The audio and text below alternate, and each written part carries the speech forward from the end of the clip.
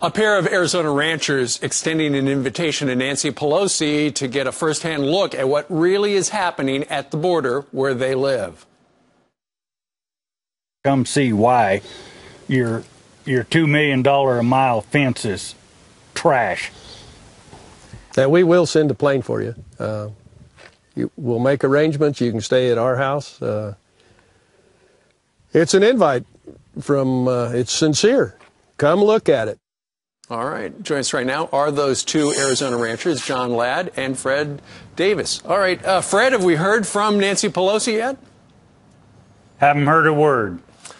You do expect her to get back to you. I mean, she did go down to Texas to take a look at those kids. Obviously, as the lights go out here in the studio, oops-a-daisy, obviously she's going to wind up taking you up on your offer, don't you think?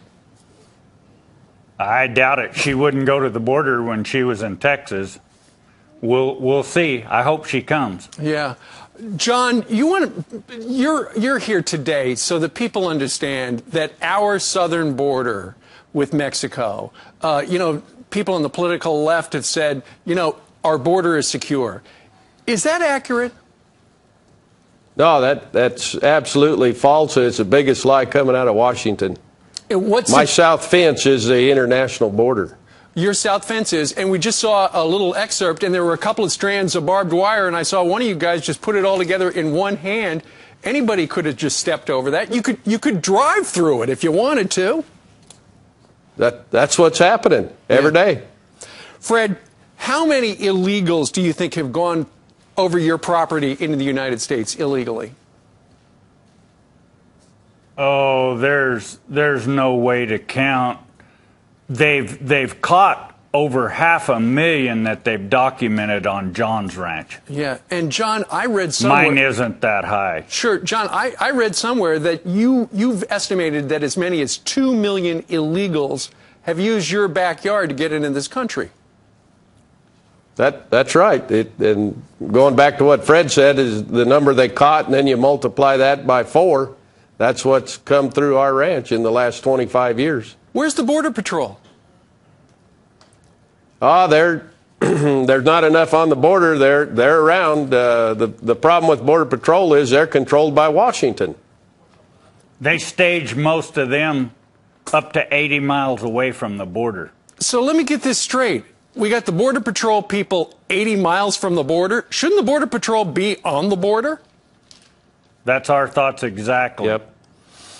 What is interesting right now, given these heartbreaking images of these kids and being warehoused in this country because they got across, is the fact that you say that what's happening right now are the drug cartels are essentially diverting attention from their dirty business by using the children right now. Explain that, John.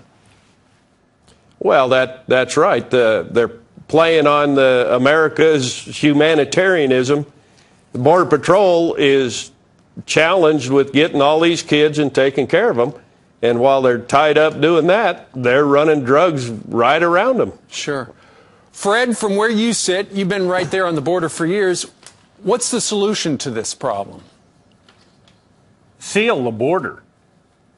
Then we can worry about immigration reform. The border needs to be sealed. They can bring anything they want across the border.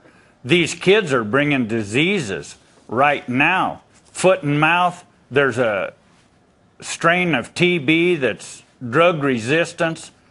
Terrorists can come across that border at any time right now. They've found prayer rugs next to my ranch. They've found a Koran and a backpack on the fence between me and another rancher. Right. There's lots of people coming that aren't the maids and gardeners that Middle America believes are all that are crossing that border. That is a good point. It is not just securing the border, it's also a national security issue. John Ladd and Fred Davis, who are ranchers down there in Arizona. Gentlemen, thank you very much for joining us today from Tucson.